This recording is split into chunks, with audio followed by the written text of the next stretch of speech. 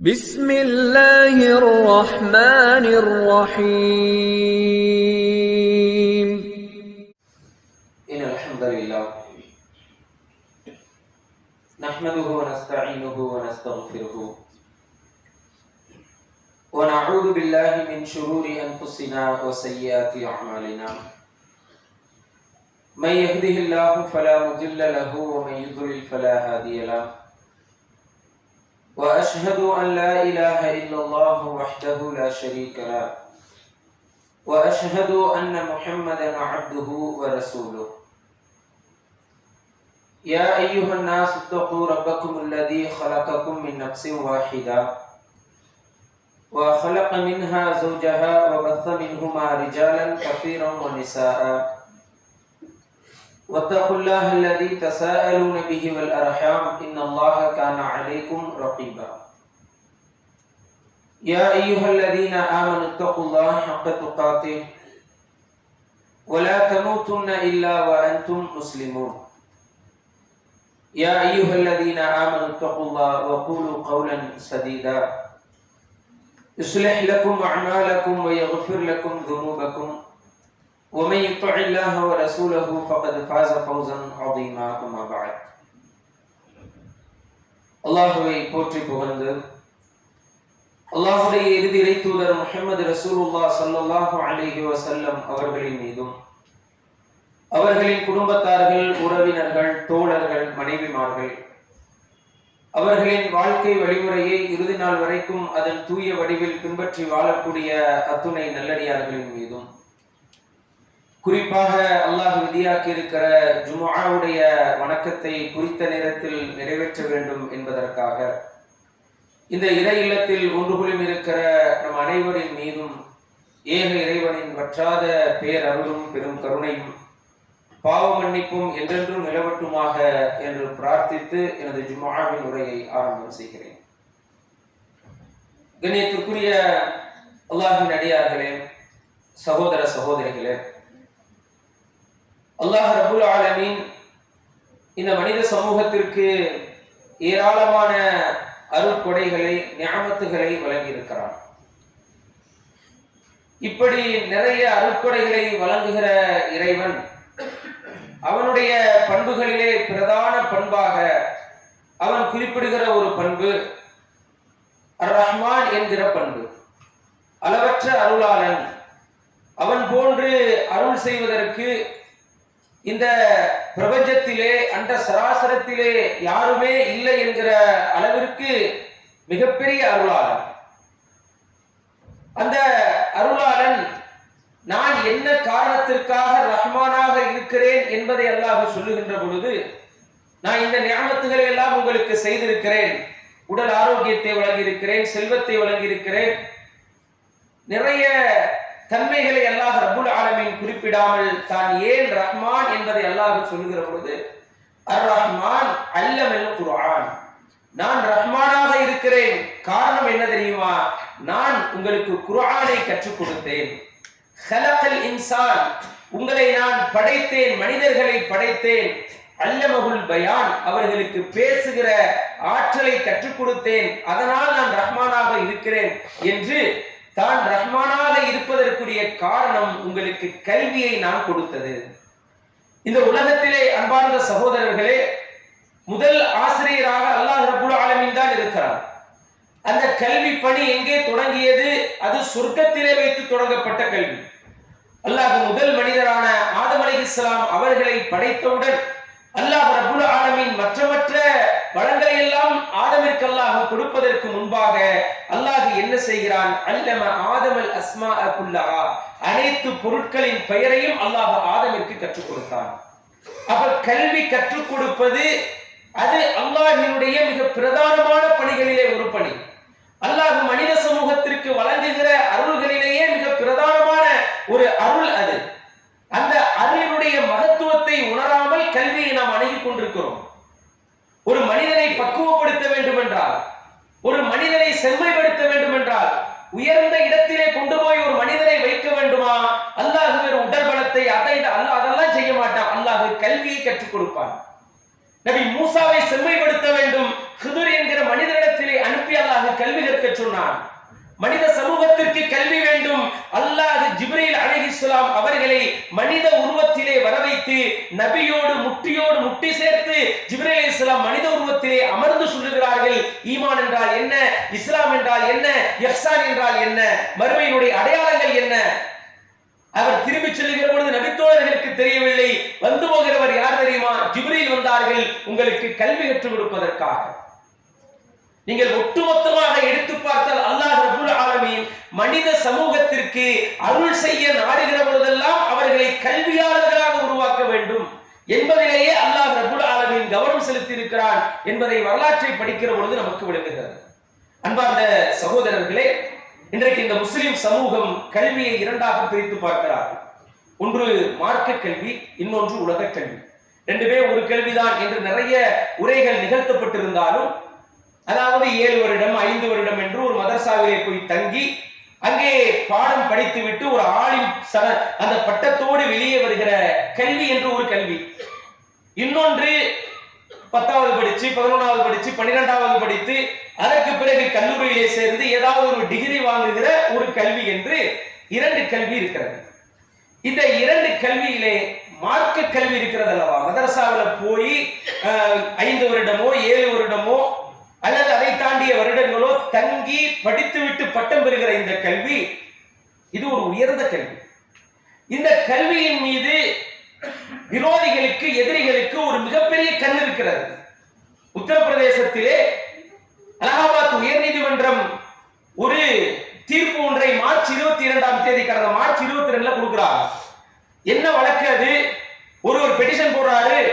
இன்னைக்கு இங்கே உத்தரப்பிரதேசத்திலே 16,000 மதரசாக்கள் இருக்கின்றன. அங்கே 17 லட்சம் மாணவர்கள், முஸ்லிம் மாணவர்கள் படிக்கிறார்கள்.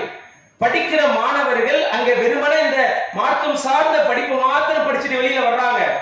அங்க என்ன இல்ல, மேத்ஸ் இல்ல, அங்க சயின்ஸ் இல்ல, அங்க சோசியல் இல்ல, மற்ற மாணவர்களுக்கு கிடைக்கிற கல்வி எல்லாம் கிடைக்கவில்லை. இந்த அங்கே அந்த உத்தரப்பிரதேசத்திலே படிக்கிற மாணவர்களுடைய அந்த மதரசா படிப்பை நிறுத்துவதற்காக உத்தரப்பிரதேச மதரசா போர்ட் ஆஃப் எஜுகேஷன் ஆக்ட் என்கிற ஒரு ஆக்ட் இருக்கிறது. அந்த ஆக்ட் தான் இந்த 16,000 மதரசாக்களையும் நிர்வகித்து அதுல ஒரு 560 மதரசாக்கு உத்தரப்பிரதேச அரசே செலவு செய்கிறது. இந்த சட்டத்தை நீக்க வேண்டும்.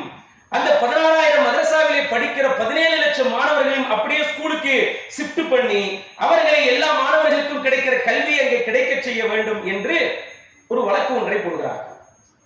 அந்த வழக்கிற்கான தீர்ப்பு அலகாபாத் உயர் நீதிமன்றம் விசாரித்து விட்டு சொல்லுகிறது, இந்த மதரசாவை எல்லாம் மூடிவிட்டு மாணவர்களை அப்படியே அங்கிருந்து என்ன செய்யணும், ஸ்கூலுக்கு ஷிஃப்ட் பண்ணணும். ஏன்னு சொன்னா இந்த ஆக்ட் அன்கான்ஸ்டிடியூஷனல் ஆக்ட்.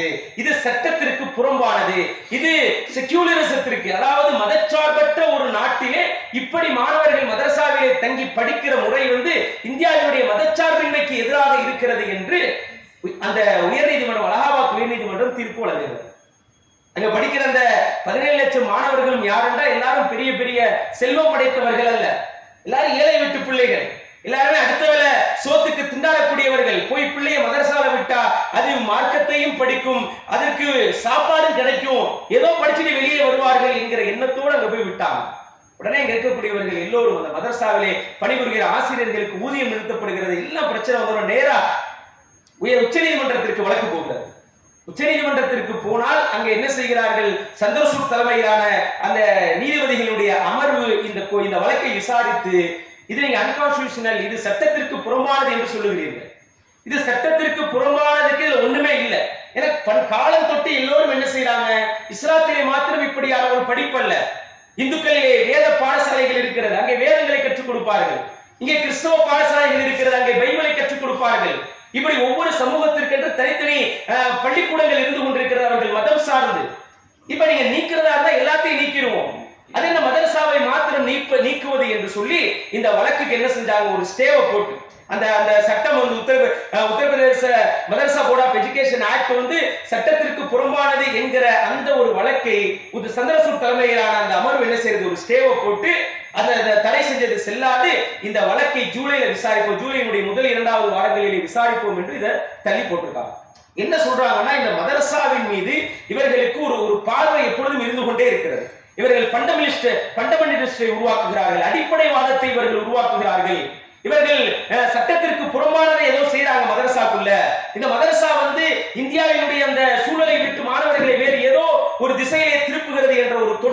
குற்றச்சாட்டு. மதரசாவிலே என்ன நடக்கிறது, இவர்கள் எதையுமே கற்றுக் கொடுக்க மாட்டேங்கிறாங்க, இவர்கள் ஏதோ ஒன்றை செய்து கொண்டிருக்கிறார்கள் என்று குறிப்பாக உத்தரப்பிரதேசத்தில் வழக்கு போட்டு அது அரசுக்கு சம்பந்தம் இல்லாததை போன்று தெரியவில்லை.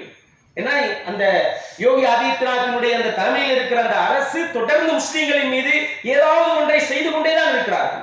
இந்த உலக இன்றைக்கு பரவலாக காணப்படுகிற அந்த புல்டோசர் கலாச்சாரம் அறிமுகப்படுத்தியது யார்? அந்த அரசு தான். அவர்கள் தான் என்ன செய்கிறார்கள், புல்டோசரை ஏவி விடுறாங்க. அது யார் கிட்ட போய் கரெக்டா இடிக்குது, யார் சிஏஏ போராட்டத்தில் கலந்து கொள்கிறார்களோ அந்த முஸ்லிம்கள் அல்லது அந்த சிஏஏ போராட்டத்தை ஆதரிக்கிற முஸ்லிம் அல்லாதவர்கள் அப்பொழுது இடித்துக்கொண்டே இருந்தார்கள். இப்படி நிறைய விஷயத்தை அறிமுகப்படுத்தியவர்கள். எதை எடுத்தாலும் அதை ஜிஹாதோடு இணைப்பது. லவ் பண்ணி எவனாச்சும் ஓடி போறா அதை லவ் ஜிஹாத் என்று சொல்லுவது, கொரோனால ஏதாவது பாதிப்பு கொரோனா ஜிஹாத் என்று சொல்வது. தொடர்ந்து என்ன செய்கிறார்கள், முஸ்லிம்களின் மீது அவதூறை அவர்கள் செய்து கொண்டே இருக்கிறார்கள். இங்கே மாத்திரமில்லை, அஸ்ஸாமினுடைய முதலமைச்சர் சொல்லுகிறார், யாரு ஹிமந்த பிஸ்வ சர்மா சொல்லுகிறார், நாங்கள் புதிய இந்தியா வருகிற பொழுது ஒரு மதரசா கூட இருக்காது.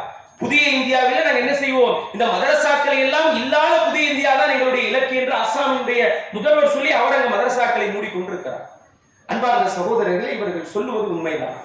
இந்த மதரசாவுடைய பாடத்தை படிக்கக்கூடியவர்கள் வெறுமன எதுவுமே தெரியாம வெறு சாதாரணமா ஒரு மார்க்கத்தினுடைய சட்டங்களை படித்துவிட்டு வெளியே வரக்கூடியவர்களா? இன்றைக்கு இந்த உலகத்திற்கு இந்த பாடத்தை படித்தவர்கள் செய்த நன்மை என்ன? இந்த இந்திய தேசத்திற்கு இந்த பாடத்தை படித்தவர்கள் செய்த நன்மை என்ன? அந்த நீதிமன்றமே என்ன சொல்லுது அப்படின்னா, சந்திரசூட் தலைமையிலான நீதிமன்றம் மதரசா பாடத்தில் சயின்ஸ் இல்ல, சோசியல் இல்ல, மேக்ஸ் இல்ல என்று சொன்னா அதை சேர்ப்பதற்கு முயற்சி செய்வோம். நம்ம அதை உள்ள கொண்டு வரதுக்கு என்ன வழியோ அதை செய்வோம். அது இல்லாம இந்த சட்டத்தையே தூக்கி அவர்களை எல்லோரையும் நீங்க ஸ்கூலுக்கு கொண்டு வருவேன்னு சொல்வதற்குள்ள ஏதோ மறைந்து இருக்கிறது, ஏதோ உள்நோக்கம் இருப்பதை போன்று இருக்கிறது என்று சொல்லிதான் அதுக்கு ஸ்டேவே அவங்க என்ன செஞ்சிருக்காங்க, உச்ச நீதிமன்றம் கொடுத்திருக்கிறது. அன்பார்ந்த சகோதரர்கள், இந்த கல்வியை படித்தவர்கள், இந்த மார்க்க கல்வியை படித்தவர்கள் உலகத்திற்கு செய்த நன்மைகள் ஏராளம். சயின்ஸ் இல்ல சயின்ஸ் இல்ல என்று சொல்றாங்களே, சயின்ஸினுடைய அடிப்படையை உருவாக்கியவர்கள் யார்? பிராட்லி ஸ்டீஃபன் என்கிற ஒரு ஆங்கிலேய எழுத்தாளர் இருக்கிறார். இன்றைக்கு நீங்க அமேசான்ல அந்த புக்கை நீங்க பார்க்கலாம். அவர் ஒரு புத்தகம் ஒன்றை எழுதியிருக்கிறார், ஃபர்ஸ்ட் சயின்டிஸ்ட் என்ற அந்த புத்தகத்திற்கு பெயர். உலகத்தினுடைய முதல் விஞ்ஞானி யார் என்கிற ஒரு பெயரிலே அந்த புத்தகம் வெளிவந்து இன்றைக்கும் அது மக்களுடைய கைகளிலே கிடைக்கிறது. அந்த புத்தகம் பல பிரதிகளை கண்டுவிட்டது. அந்த புத்தகத்தை அவர் எழுதுகிற பொழுது ஃபர்ஸ்ட் சயின்டிஸ்ட் யாருன்னு நம்மகிட்ட கேட்டா நம்முடைய சிந்தனை என்ன போகும், ஐசக் நியூட்டன் என்று சொல்லுவோம், கலீலியோ என்று சொல்லுவோம். நமக்கு யார் யாருடைய அந்த சயின்டிஸ்டுடைய பேர்லாம் தெரியுது, அவங்கதான் சொல்லிக்கிட்டே இருக்கும். ஆனா அவர் புத்தகம் எழுதுகிறார், ஃபர்ஸ்ட் சயின்டிஸ்ட் போட்டு இப்னுல் ஹைதம் என்கிற ஒரு இஸ்லாமிய அறிஞரை குறித்து சொல்லுகிறார், இவர்தான் உலகத்தினுடைய முதல் விஞ்ஞானி. ஆங்கிலத்தில் வெளிவந்த ஒரு அற்புதமான புத்தகம் அது. இன்றைக்கு நாம் கொண்டாடி கொண்டிருக்கிறோமே ஸ்டீபன் ஹாக்கிங்ஸ், இந்த சிறந்த நம்மளோட சமகாலத்திலே சமீபத்திலே மறைந்து போனார், வாழ்ந்த ஒரு மிகப்பெரிய விஞ்ஞானி ஸ்டீபன் ஹாக்கிங்ஸ். உலகத்தினுடைய எல்லா பாகங்களும் செயலிழந்து விட்டது. கை வேலை செய்யாது, கால் வேலை செய்யாது, தலை அசைக்க முடியாது, வாய் பேசாது, காது லைட்டா கேட்கும். அது இல்லாம கண்ணு மாத்திரம் தான் அவருக்கு அசையும். மூளை உள்ள வேலை செஞ்சுக்கிட்டு இருக்கு, உள்பாகங்கள் வேலை செய்கிறது, வெளிப்பாகங்கள் அனைத்துமே ஒண்ணும் இல்லாம போச்சு. இன்றைக்கு வாழ்ந்த சமகாலத்திலே வாழ்ந்த மிகப்பெரிய விஞ்ஞானி என்று அறியப்பட்ட ஸ்டீபன் ஹாக்கிங்ஸ் சொல்லுகிறார், நீங்கள் ஒருவர் ஒரு ஆய்வை அறிவியல் ஆராய்ச்சியை செய்கிறார் என்று சொன்னால் அவர் இப்னுல் ஹைதம் எந்த வழியை காட்டினாரோ அந்த வழியில் பயணிக்காமல் ஒரு ஆராய்ச்சியை அவர் செய்தார் என்று சொன்னால் அது அறிவியல் ஆராய்ச்சியாக கருதப்படவே செய்யாது. இப்னுல் ஹைதம் எந்த விதையை போட்டாரோ அந்த விதை தான் உலகத்தில் இருக்கிற எல்லா விஞ்ஞானிகளுக்குமான அடிப்படை. இவருடைய ஒரு ஆய்வு, ஒரு சொல் இருக்கிறது, ஒரு ஸ்லோகன் இருக்கிறது. என்ன அது? ஒரு விஞ்ஞானி ஆய்வு செய்ய போகிறார், அவர் எப்படி ஆய்வு செய்ய வேண்டும், அவர் என்ன சொல்றாங்க அப்படின்னா, இப்னுல் ஹைதம் சொல்லுகிறார், அதை ஸ்டீபன் ஹாக்கிங்ஸ் மேற்கோள் காட்டி பேசுகிறார். அதாவது ஒரு ஆய்வு என்று சொன்னால் நீ எதை நம்பினாயோ, இதற்கு முன்னால் நீ எதை நம்பினாயோ, உன்னுடைய சமூகம் எதை நம்பியதோ, நீ எதை பார்த்தாயோ, எதை கேட்டாயோ, அதற்கு எதிராக நீ என்ன செய்ய வேண்டும், சிந்தித்து செயல்பட்டு ஒரு முடிவுக்கு வர வேண்டும். இப்ப உலகம் உருண்டை இருக்கு, நான் என்ன செய்யறேன், உலகம் உருண்டை என்று நான் ஒரு ஆய்வை மேற்கொள்கிறேன் என்று சொன்னால் நான் என்ன செய்யணும்டா, உலகம் தட்டையானது என்பதற்கு எதிராக நான் என்னென்ன கேள்விகளை கேட்க முடியுமோ அதை தொடர்ந்து நான் கேட்டுக்கொண்டே இருக்க வேண்டும். என்னென்ன கோணங்களில் எல்லாம் என்னால் கேட்க முடியுமோ எல்லா கோணங்களிலும் கேட்க வேண்டும். கேட்டு நான் ஒரு முடிவுக்கு வர வேண்டும். இல்ல நான் எல்லா வகையிலும் சமூகம் நம்புகிற அனைத்து திசைகளிலிருந்து நான் ஆய்வு செய்து பார்த்து விட்டேன், பார்த்துட்டு நான் முடிவுக்கு வர்றேன், உலகம் தட்ட கிடையாது, உலகம் உருண்டை. இப்படி ஆய்வு செய்ய வேண்டும் என்று இப்னுல் ஹைதம் அடிப்படையை கொடுத்து விட்டு போயிருக்கிறார். இந்த அடிப்படையில் தான் இன்றைக்கு இருக்கிற உலகத்தினுடைய எல்லா விஞ்ஞானிகளும் ஆய்வுகளை செய்து கொண்டிருக்கிறார்கள். எந்த காலத்திலே இந்த நூல் எழுதப்பட்டது? 8ஆம் நூற்றாண்டிலே நபிகள் நாயகம் ஸல்லல்லாஹு அலைஹி வஸல்லம் அவர்கள் மரணித்து 200 ஆண்டுகளிலே. அந்த காலகட்டத்திலே ஐரோப்பிய உலகம் எப்படி இருந்தது? அதுக்கப்புறம் தான் பாத்தீங்கன்னா அந்த உலகமே இருண்ட உலகம் என்று அறியப்பட்டது. ஒண்ணுமே கிடையாது. உலகம் உருண்டைன்னு சொன்ன ஒரே காரணத்திற்காக கலீலியோ என்கிற மிகச்சிறந்த விஞ்ஞானி கிறிஸ்தவ திருச்சபைகளால் கொலை செய்யப்பட்டார். அந்த நேரத்திற்கு உலகத்திற்கு அறிவியலை யார் வழங்கிக் கொண்டிருந்தார்கள்? முஸ்லிம்கள் வழங்கிக் கொண்டிருந்தார்கள். ஐசக் நியூட்டன், நம்ம எல்லாம் ஆச்சரியமாக பேசுகிற ஒரு மிகப்பெரிய விஞ்ஞானி. நமக்கு எல்லாம் தெரியும் கதை. ஐசக் நியூட்டன் ஒரு மரத்துக்கு கீழே உட்கார்ந்து இருக்காரு. ஆப்பிள் பொத்துன்னு கீழே விழுகுது. யோசிக்கிறார், ஏன் ஆப்பிள் கீழே விழுகுது? அப்படியே மேல போயிருக்கலாமே, அல்லது அப்படியே அது வந்து நடுவில் நின்றுக்கலாமே, ஏன் கீழே விழுகிறது? அப்ப பூமிக்கு ஈர்ப்பு விசை இருக்கிறது. கண்டுபிடிக்கிறார். இன்றைக்கு உலகம் அவரை ஒரு மிகப்பெரிய அறிவியலாளராக கொண்டாடுகிறது.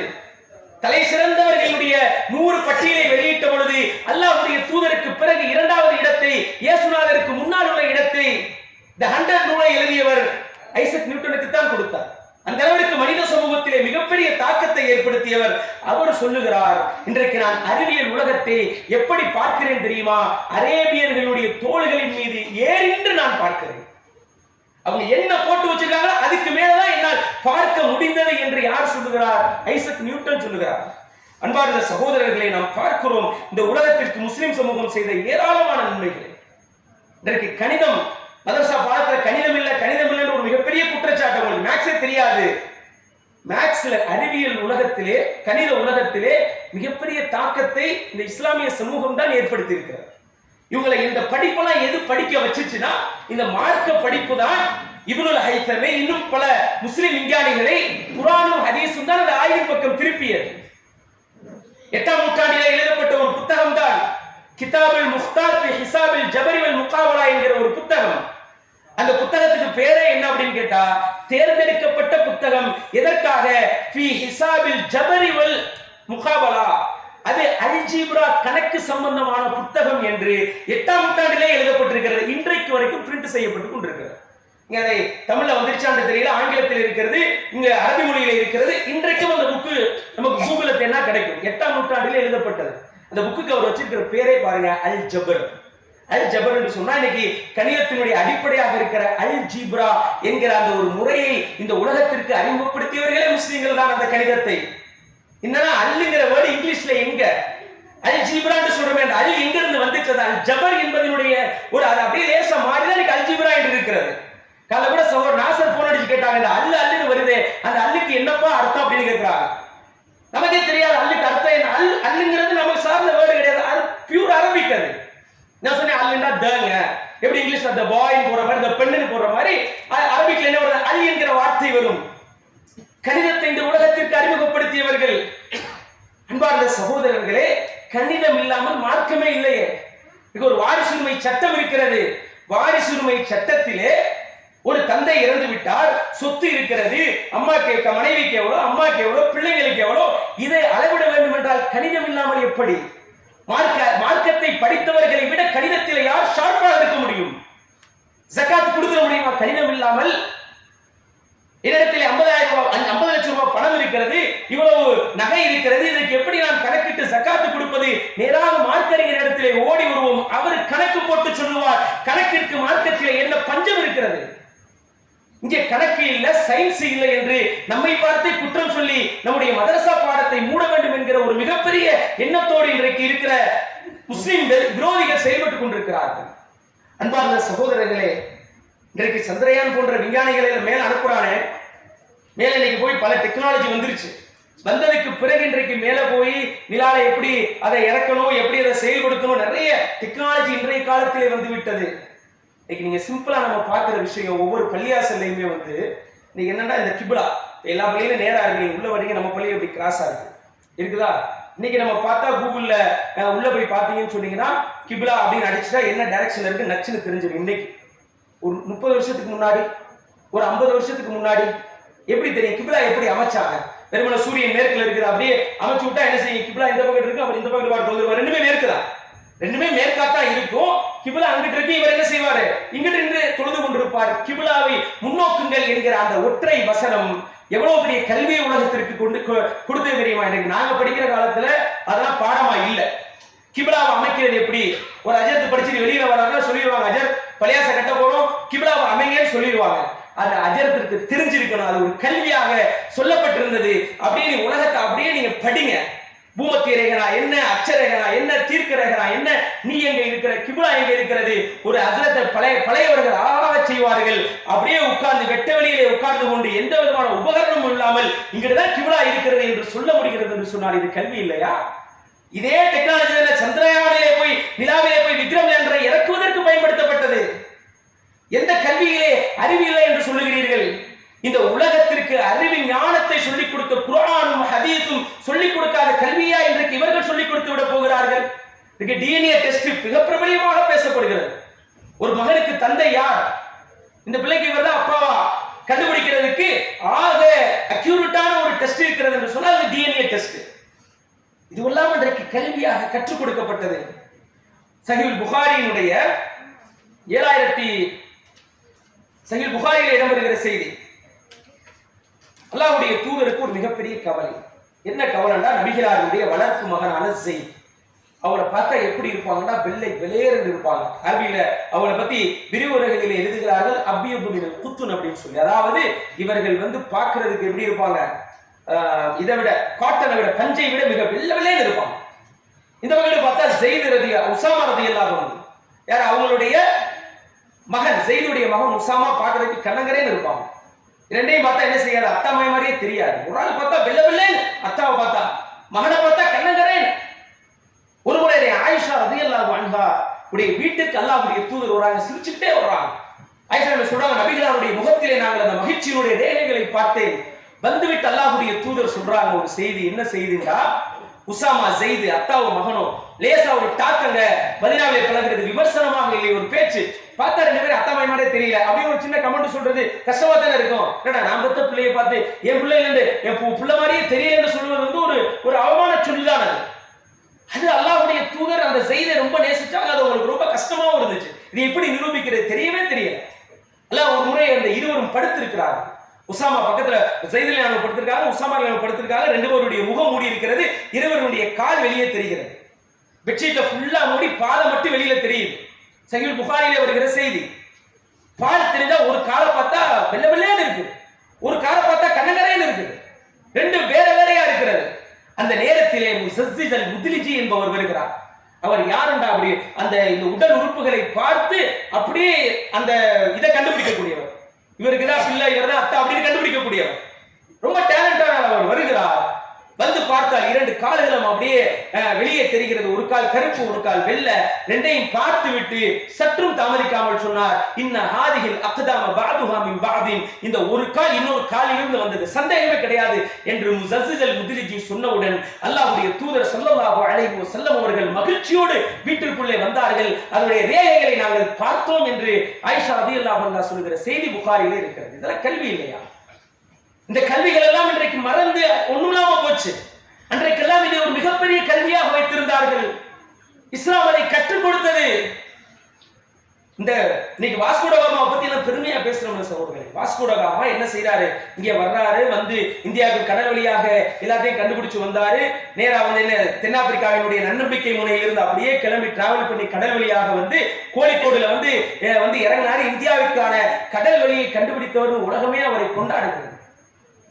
அவர் சும்மா கண்டுபிடிக்கல, அவருடைய எந்த முயற்சியும் கிடையாது. தமிழ் திசையில, தமிழ் ஹிந்துல அந்த பயணத்தை தொடங்கின நாள் ஜூலை 8 1497. ஜூலை 8 கடந்த வருடம் நினைக்கிறேன். ஜூலை 8 தமிழ் ஹிந்து அதுக்கு சம்பந்தமா ஒரு சின்ன ஒரு ஆர்டிகல் போடுறாங்க. அந்த ஆர்டிகல் அவங்க அழகா எழுதுறாங்க, வாஸ்கோ ட காமா எப்படி இந்த கடல் வழியை கண்டுபிடித்து இந்தியா சேர்ந்தார். அந்த கடல் வழியை கண்டுபிடிச்சதுல நிறைய நன்மையும் இருக்கிறது, ஏராளமான நன்மையும் இருக்கிறது, தீமையும் இருக்கிறது. அந்த கடல் வழி தான் பிரிட்டிஷ் இந்தியாவை ஆட்சி செய்யறதுக்கு வழிவகையும் செய்தது.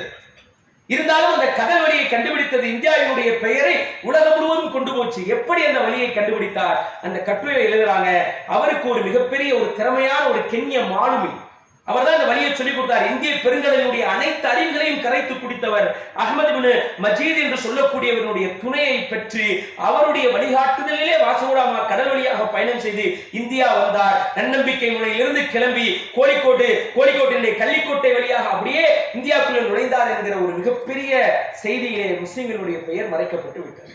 என்ன செய்தின்றா, இந்த மார்க்க படிப்பை என்ன நினைக்கிறாங்கன்னா, இவங்களுக்கு ஒண்ணுமே தெரியாது, இவங்க போனா என்ன செய்யறாங்க, குர்ஆனை எப்படி ஓதுறது, ஏதோ 4 சட்டத்தை படிச்சுட்டு வெளியில வந்துருவாங்க. அன்பார்ந்த சகோதரர்களே, இந்த இந்தியாவிற்கே இன்றைக்கு இவ்வளவு பிரம்மாண்டமான இவ்வளவு ஒரு எழுச்சி மிகுந்த இந்தியா இன்றைக்கு உலகத்தில் உருவாகி இருக்கிறது என்று சொன்னால் அதற்கு காரணம் யார் தெரியுமா? பலவிதற்காக உழைத்தார்கள். கல்வியிலே இந்த சமூகம், இந்த இந்திய தேசம் உலகத்திற்கே சவால் விடுகிற அளவிற்கு பல அறிவியலாளர்களையும் வல்லுநர்களையும் வெளியே கொண்டு வந்திருக்கிறது என்று சொன்னால் அதற்கு அடித்தளமிட்டவர் மௌலானா அபுல் கலாம் ஆசாத் என்கிற ஒரு மார்க்க அறிஞர். மௌலானா பேர்லயே வருதே மௌலானா. மக்காவிலே பிறந்தவர்கள் நவம்பர் 11 அவர்கள் பிறந்த தினத்தை தேசிய கல்வி தினமாக இன்றைக்கும் இந்தியா கொண்டாடி கொண்டிருக்கிறது. அவர்கள் செய்த சாதனை என்ன? இந்தியாவினுடைய சுதந்திரத்திற்கு மிகப்பெரிய அரும்பாடுபட்டு மௌலானாவாக இருந்தவர்கள், மார்க்கத்தை படித்தவர்கள், அல் ஹிலால் என்கிற ஒரு பத்திரிகையை நடத்துறாங்க.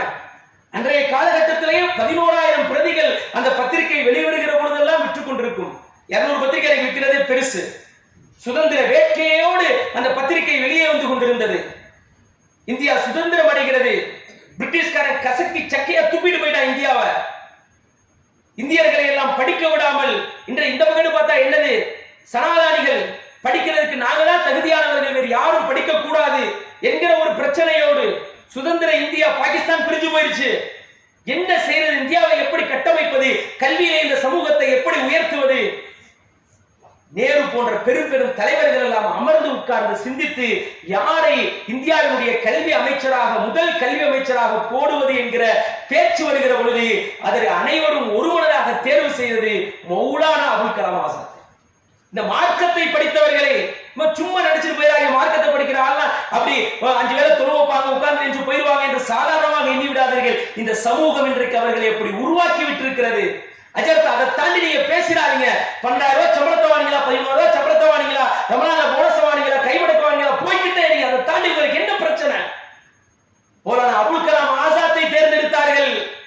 இன்றைக்கு உலகத்திற்கே சிம்ம சொப்பனமாக இந்தியர்கள் விளங்கிக் கொண்டிருக்கிறார்கள் என்று சொன்னால் இந்தியாவினுடைய மிகப்பெரிய கல்வி நிறுவனமான ஐஐடியையும் ஐஐஐயும் உருவாக்குவதற்கு அடித்தளமிட்டு கொடுத்தவர் மௌலானா அபுல் கலாம் ஆசாத் அவர்கள். இன்றைக்கு யுஜிசி படித்தவர்களுக்கு தெரியும், யூனிவர்சிட்டிகளை எல்லாம் அதுதான் நிர்வகிக்கும். அந்த யுஜிசியை உருவாக்குவதற்கு அடித்தளமிட்டு இது வந்தால்தான் உலகத்திற்கான முன்மாதிரியான ஒரு நாடாக கல்வியில இந்தியா திகழும். யுஜிசி தேவை என்று யுஜிசியை உருவாக்கி கொடுத்தவர் மௌலானா அபுல் கலாம் ஆசாத். அதனாலதான் ஒண்ணுமே செய்ய முடியாதவர், தவிர்க்க முடியாத ஒரு மனிதர். யாரையோ மறைச்சு பார்த்தவர்களால் மௌலானா அபுல் கலாம் ஆசாத்தை மறைக்க முடியவில்லை என்பார் சகோதரர்களே. அப்ப இவர்கள் எல்லாம் என்ன செய்யறாங்கன்னா, தொடர்ந்து ஒரு திட்டத்தை போட்டுக்கிட்டே இருக்காங்க. மதரசா கல்வியை ஒழிச்சு இந்த மதரசா பாடத்தையே எடுத்துறேன். ஏன்னா இங்க இருந்தா புரட்சிகள் ஆரம்பமாகும். இங்கிருந்துதான் அனைத்து யாரெல்லாம் வழிவழி போகிறார்களோ அவர்களை நேர்வழிப்படுத்துகிற அனைத்தும் இங்கேதான் நடக்கிறது. அப்ப இதை மூடிட்டா நாம் நினைக்கிற அந்த கனவு இந்தியாவை உருவாக்கிவிட முடியும் என்று எதிரிகள் திட்டமிட்டுக் கொண்டிருக்கிறார்கள். அதற்கான ஒரு ஸ்டே வாங்கியிருக்கிறாங்க. கண்டிப்பாக உத்தரப்பிரதேசத்தில் தொடங்க சென்ற அடுத்த அஸ்ஸாம்ல அது வரும். அப்படியே ஒட்டுமொத்த இந்தியாவிலும் இந்த மதரசா போன்ற செட்டப்லாம் இல்லாம எல்லாரும் ஒரே மாதிரி படி என்று ஒரு யூனிஃபார்மாக ஒரு படிப்பை கொடுத்து விடுவார்கள். அவர்களுக்கு தேவையான படிப்பை தேர்ந்தெடுத்து படிக்கிற உரிமை நம்ம அனைவருக்கும் இருக்கிறது என்பதை கவனத்தில் கொண்டு இந்த மார்க்க படிப்புகளை படிப்பதற்கு நாம் என்ன செய்யணும், அதிக முயற்சி எடுக்க வேண்டும். எல்லாம் அல்லாஹ் ரப்புல் ஆலமீன் அதற்கு கிருபை செய்வானாக. அக்கூலு கூலி ஹதா மா இன்தி வல் இல்மு இன்தல்லாஹ். அஸ்ஸலாமு அலைக்கும் வ ரஹ்மத்துல்லாஹ்.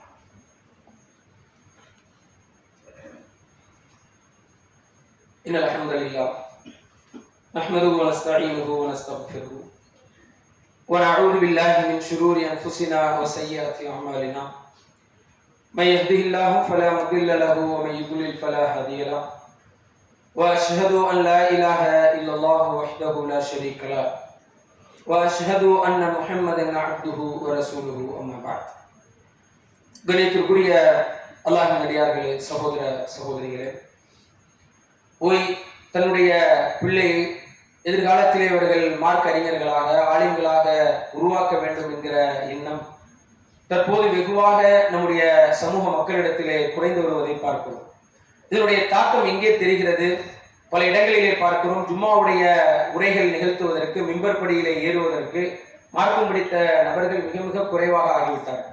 சும்மா 1 மாசம் மதரசால ஓதுனவங்க, 2 மாசம் ஓதுனவங்க, அது கூட இல்லாம சும்மா பயான கேட்டு அதை அப்படியே பேசக்கூடியவர்கள் எல்லாம் இன்றைக்கு உருவாகி போய் அந்த மார்க்க அறிஞர்களுக்கான தட்டுப்பாடு வருவதை நாம் பார்க்கிறோம். பல ஊர்கள்ல நம்ம மோதினாரா என்ன செஞ்சிருக்கோம், வடமாநிலத்திலிருந்து நபர்களை நாம் இறக்குகிறோம். பல இடங்கள்ல பாத்தீங்கன்னா ஓதி கொடுப்பதற்கு 5 வேளை தொழுக வச்சு பிள்ளைகளுக்கு மக்தப் மதரசா எடுப்பதற்கே எங்க ஆளுங்கள் இல்லை. பல வடமாநிலங்களது ஆட்களை இறக்கி அவங்க என்ன செஞ்சுட்டு இருக்காங்க, வெறுமன அறிவிப்பாக்கள். அவங்க மார்க்க சட்டமே தெரியாத ஒரு சமூகம் என்ன செய்கிறது, உருவாக்கி கொண்டிருக்கிறது. அன்பார்ந்த சகோதரர்களே, இந்த கல்வி ஒரு மகத்தான கல்வி. அல்லாஹ் ரப்பல் ஆலமீன் சொல்லுகிறான், இந்த கல்வியை படித்தவர்களுடைய தகுதிகளை அந்தஸ்துகளை நாம் உயர்த்துகிறோம் என்று அல்லாஹ் சொல்லுகிறார். இந்த கல்வியை படித்தவர்கள் அல்லாஹ்வை அஞ்சுவார்கள் என்று அல்லாஹ் ரப்பல் ஆலமீன் திருமறை குர்ஆனிலே சொல்லுகிறான். அப்ப இங்கே அமர்ந்திருக்கிற ஒவ்வொரு பெற்றோரும் தங்களுடைய பிள்ளைகளை ஆலிம்களாக உருவாக்க வெட்கப்படாது. இன்னைக்கு ஆலிம் படிச்சவங்களா என்னது, வெறுமன ஓதிட்டு மாத்திரம் இல்லை, 2 பாடங்களையும் இணைந்து படிக்கிற எத்தனையோ மதரசாக்கள் உருவாக்கி விட்டது. பெரிய பெரிய கம்பெனிகளிலே உயர்ந்த பதவிகளில் இருந்து கொண்டிருக்கிறார்கள். என்னுடைய மதரசாவிலே படித்தவர்கள், என்னோடு பயின்றவர்கள் இன்றைக்கு பல லட்சங்கள் வாங்குகிற இடத்தில், ஒரு பெரிய ஐடி கம்பெனியில ரெக்ரூட் பண்ற இடத்துல வேலையை போட்டுக் கொடுக்கிற ஹெச்ஆராக என்ன செய்கிறார்கள், பணிபுரியக்கூடியவர்கள் இருக்கிறார்கள். இந்த கல்வி அப்படியான பல்வேறு வழிகளை இன்றைக்கு என்ன செய்கிறது, திறந்து வைத்திருக்கிறது.